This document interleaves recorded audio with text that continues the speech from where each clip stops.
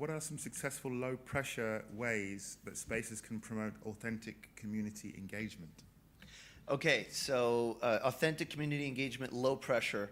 I'll say first of all, let's talk about what high pressure looks like. Because it's a problem, and I've actually seen, I've seen spaces now that are I guess in the States, in New York, that are pushing back against this. So some of the larger co-working space chains and even some of the smaller ones are really trying to push the community side of things. They say, okay, we need to have a good community. We've got a bunch of people renting space, but they're not talking to each other, and we need to get them to be community. So, get the community managers out there and have them just hound everybody. You got to come to happy hour. Come to the happy hour. Come to our events. Come to our lunch and learns. And the co-working space members or the renters are like, leave me alone. I got work to do, right?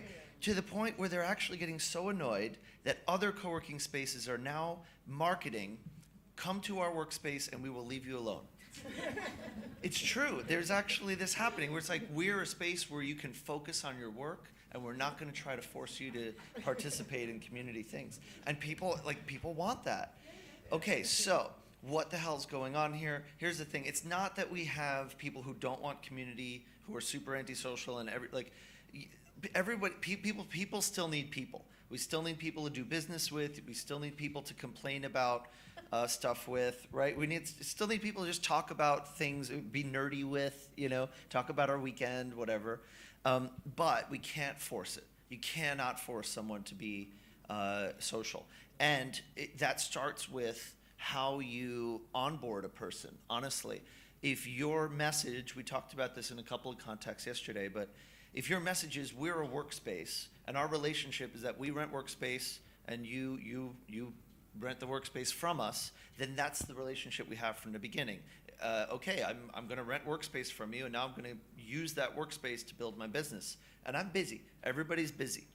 Everybody's busy. And so if the relationship is all about the space, if the tour is here's our space, we're more than a space, but now I'm going to give you a tour of our space. And that's basically what we're telling people at the end of the day is from a money perspective, I'm paying you for space, right? And that's what you're telling me you're giving me. Then that's the relationship we're going to have. And then getting participation is this thing we kind of tack on after the fact. And it's hard to get someone into that once that they've got that relationship of I come here to do work and then I go home.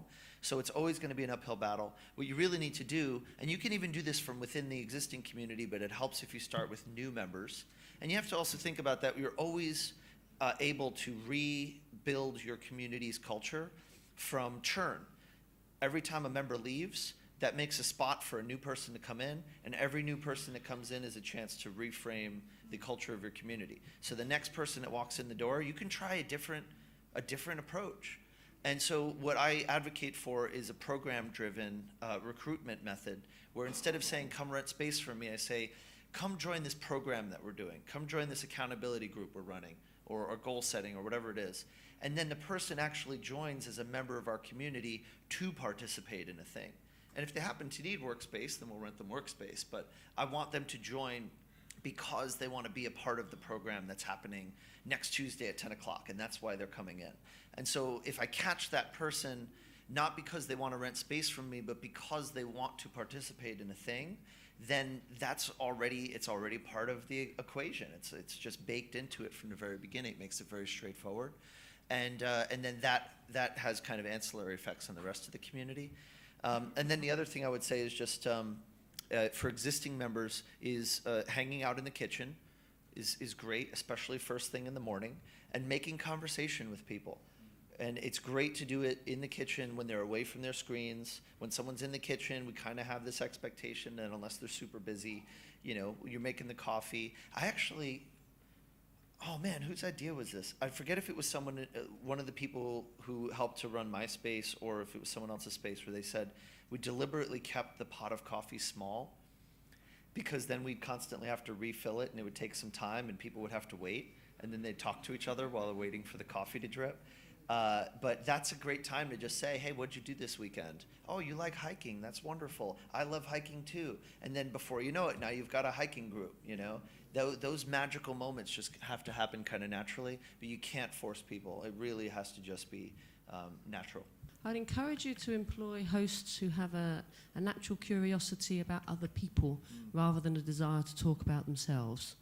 Because your punters want someone to ask about them. That's why they're there. They don't really want to hear about you, not too much.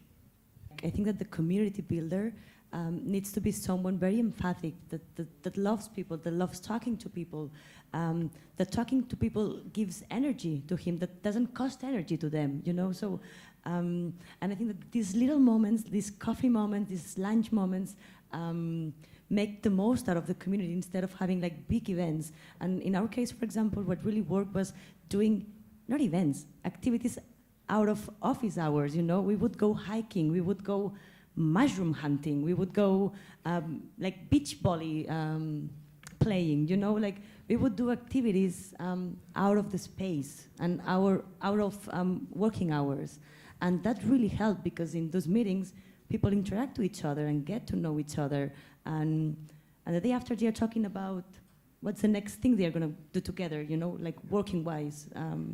So I think that for me, again, it's an and work. It's a daily work. It's a connections work. Tell those stories. You know, collect those stories from people in your membership. If somebody out there right now has a story to tell in your community where they say, I met my business partner while mushroom hunting, you know, and then we brainstormed this idea and it became this thing and this whole story and began with the volleyball team, you know, or whatever. And that really underscores, like, that's good social media. That makes for good pictures. That makes for good blog posts is, you know, how I met my business partner while mushroom hunting.